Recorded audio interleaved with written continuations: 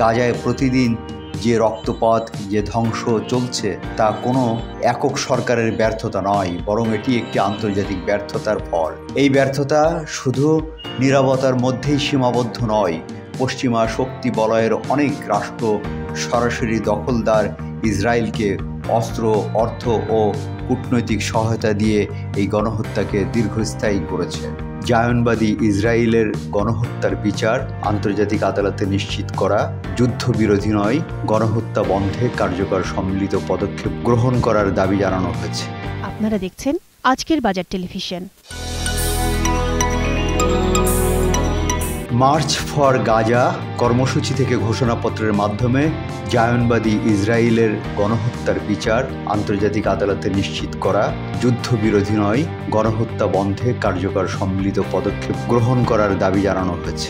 পাশাপাশি 1967 সালের পূর্ববর্তী ভূমি ফিরিয়ে দেওয়ার জন্য বাধ্যবাধকতা তৈরি করতে জাতিসংঘ সহ আন্তর্জাতিক সম্প্রদায়ের প্রতি আহ্বান জানানো হয়েছে। প্যালেস্টাইন সলিডারিটি মুভমেন্ট বাংলাদেশের ব্যানারে রাজধানীর সোহরাওয়ার্দী উদ্যানে শনিবার 12 এপ্রিল আয়োজিত মার্চ ফর গাজা থেকে বাংলাদেশের সর্বস্তরের জনগণের পক্ষে ঘোষণাপত্র পাঠ করেন আমার দেশ পত্রিকার সম্পাদক মাহমুদুর রহমান। তিনি বলেন, আল্লাহর নামে শুরু করছি, যিনি পরাক্রমশালী, যিনি ন্যায় বিচার প্রতিষ্ঠা করেন, যিনি মজলুমের পাশে থাকেন এবং জালিমের পরিণতি নির্ধারণ করেন।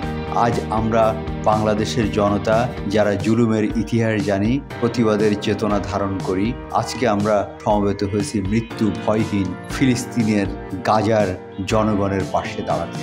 আজকের এই সমাবেশ কেবল প্রতিবাদ নয়, এটি ইতিহাসে আমাদের সামনে এগিয়ে নিয়ে যাওয়ার ঐক্যবদ্ধ শপথ। এই পদযাত্রা ও গণজামায়াত থেকে আজ আমরা 4টি স্তরে আমাদের দাবিগুলো উপস্থাপন করছি। আমাদের প্রথম দাবি জাতিসংঘ ও আন্তর্জাতিক সম্প্রদায়ের প্রতি। যেহেতু জাতিসংঘ ও আন্তর্জাতিক সম্প্রদায় সব জাতির অধিকার রক্ষার, দখলদারিত্ব ও গণহত্যা প্রতিরোধের সংকল্প প্রকাশ করে, আমরা দেখেছি গাজায় প্রতিদিন যে রক্তপাত, যে ধ্বংস চলছে তা কোনো একক সরকারের ব্যর্থতা নয়, বরং এটি একটি আন্তর্জাতিক ব্যর্থতার ফল। এই ব্যর্থতা শুধু নীরবতার মধ্যেই সীমাবদ্ধ নয়।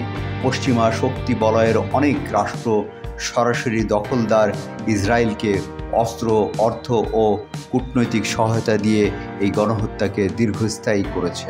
এই বিশ্ব ব্যবস্থা দখলদার ইসরায়েলকে প্রশ্নবিদ্ধ না করে বরং রক্ষা করার প্রতিযোগিতায় নেমেছে। সেহেতু আমরা জাতিসংঘ আন্তর্জাতিক সম্প্রদায়ের প্রতি জোরালো দাবি জানাচ্ছি, একথা বলেন মাহমুদুর রহমান। তিনি ঘোষণাপত্রে আরও যে সমস্ত দাবি জানায় সেই দাবিগুলো হলো: 1.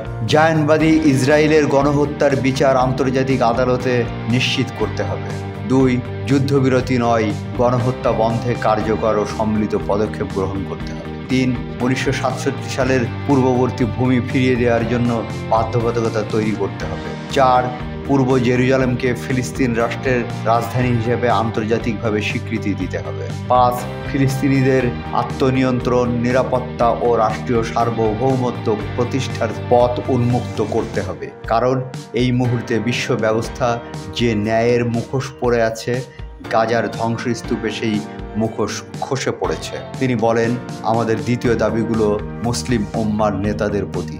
যেহেতু আমরা বিশ্বাস করি ফিলিস্তিন কেবল একটি ভূখণ্ড নয়, এটি মুসলিম উম্মার আত্মপরিচয়ের অংশ, এবং গাজা এখন কেবল একটি যুদ্ধ বিধ্বস্ত শহর নয়, এটি আমাদের সম্মিলিত ব্যর্থতার বেদনাদায়ক প্রতিচ্ছবি। উম্মার প্রতিটি সদস্য, প্রতিটি রাষ্ট্র এবং প্রতিটি নেতৃত্বের উপর অর্পিত সেই আমানত যা আল্লাহ প্রদত্ত ভ্রাতৃত্ব ও দায়িত্বের সূত্রে আবদ্ধ, এবং ইসরায়েল একটি অবৈধ দখলদার গণহত্যাকারী রাষ্ট্র মুসলিমদের প্রথম কিবলা ও একটি পুরো জনগোষ্ঠীর অস্তিত্ব নিশ্চিহ্ন করতে সর্বশক্তি নিয়োগ করছে, এবং ভারতের হিন্দুত্ববাদ আজ এই অঞ্চলে জায়নবাদী প্রকল্পের প্রতিনিধিত্বে পরিণত হয়েছে, মুসলমানদের বিরুদ্ধে সুপরিকল্পিত দমন নির্যাতন চালিয়ে যাচ্ছে। ভারতের সম্প্রতি ওয়াকফ সম্পত্তি আইনে হস্তক্ষেপের মাধ্যমে মুসলিমদের ধর্মীয় ও ঐতিহাসিক অধিকার হরণ করা হয়েছে, যা উম্মার জন্য একটি স্পষ্ট সতর্কবার্তা। সেহেতু আমরা মুসলিম বিশ্বের সরকার ও ওআইসির মতো মুসলিম উম্মার প্রতিনিধিত্বকারী সংগঠনগুলোর কাছে দৃঢ়ভাবে আহ্বান জানায়। মুসলিম বিশ্ব ও ওআইসির প্রতি 5টি আহ্বান জানানো হয়। 1. ইসরায়েলের সঙ্গে অর্থনৈতিক, সামরিক ও কূটনৈতিক সব সম্পর্ক অবিলম্বে ছিন্ন করতে হবে। 2. জায়নবাদী রাষ্ট্রের বিরুদ্ধে বাণিজ্যিক অবরোধ ও নিষেধাজ্ঞা আরোপ করতে হবে। 3. গাজার মজলুম জনগণের পাশে চিকিৎসা, খাদ্য, আবাসন ও প্রতিরক্ষা সহযোগিতা সহ সর্বাত্মক সহযোগিতা নিয়ে দাঁড়াতে হবে। 4. আন্তর্জাতিক পর্যায়ে ইসরায়েলকে একঘরে করতে সক্রিয় কূটনৈতিক অভিযান শুরু করতে হবে। 5.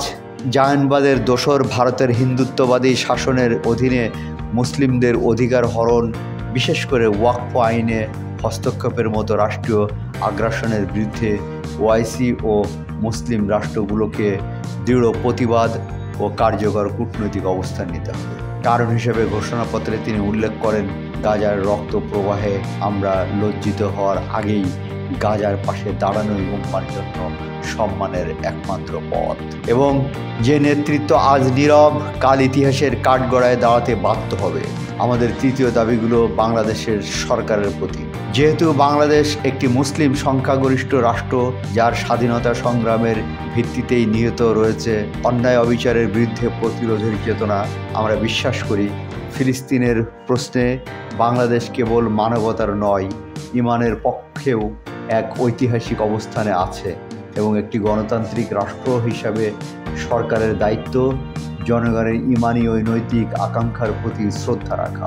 বাংলাদেশের জনগণ গাজার পাশে থাকার অঙ্গীকার করেছে, তাই রাষ্ট্রীয় পর্যায়ে নীরবতা এই জন আকাঙ্ক্ষার প্রতি অবজ্ঞার শামিল।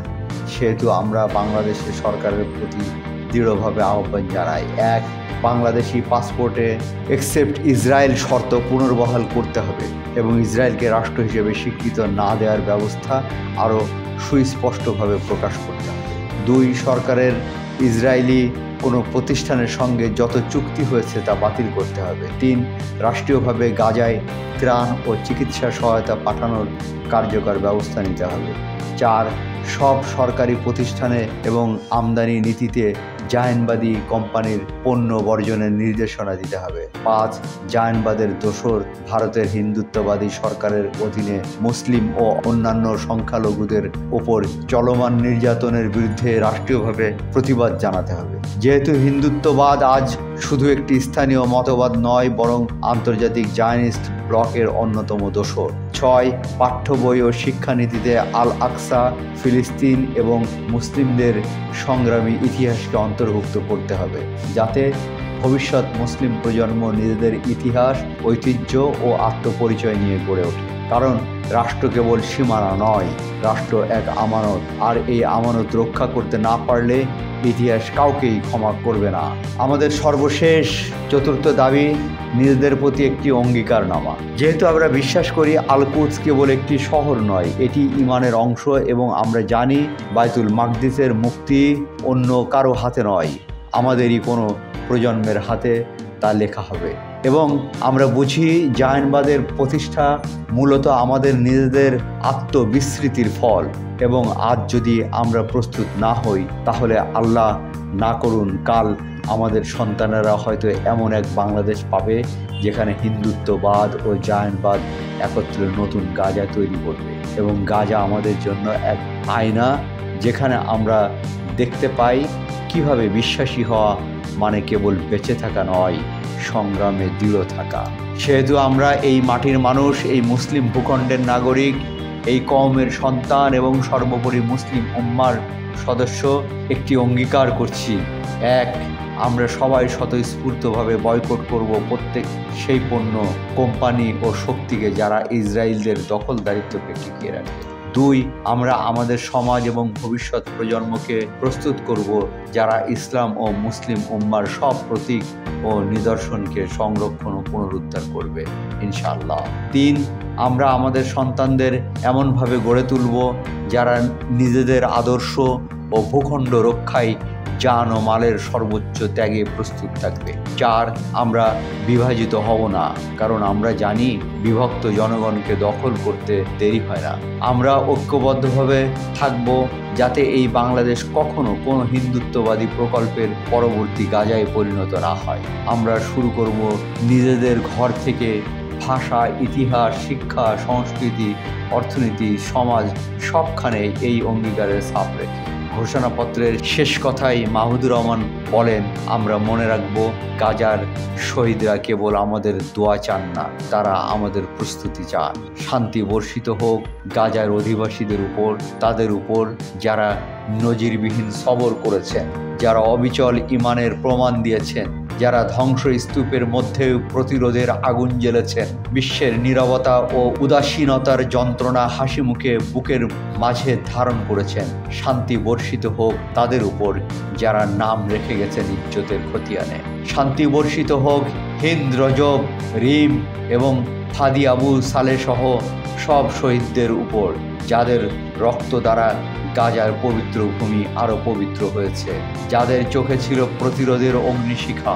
শান্তি বর্ষিত হোক বাইতুল মাকদিসের গর্বিত অধিবাসীদের উপর, যাদের হৃদয়ে এখনো ধ্বনিত হয় আল কুদস লানা, আল কুদস আমাদের।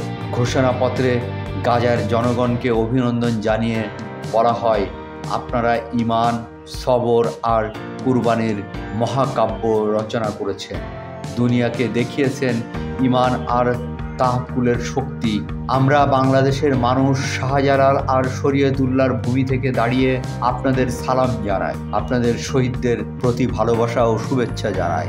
আর আমাদের কণ্ঠে উচ্চারিত হয় এই দোয়া, হে আল্লাহ, গাজার এই সাহসী জনপদকে তুমি সেই পাথর বানিয়ে দাও যার উপর গিয়ে ভেঙে পড়বে জায়েন্টসদের সব ষড়যন্ত্র। দর্শক, ভিডিওটি ভালো লাগলে লাইক দিন। নতুন নতুন আরও ভিডিও পেতে আমাদের চ্যানেলটিকে সাবস্ক্রাইব করে পাশে থাকা বেল আইকনটিকে ক্লিক করুন। এতক্ষণ সঙ্গে থাকার জন্য ধন্যবাদ।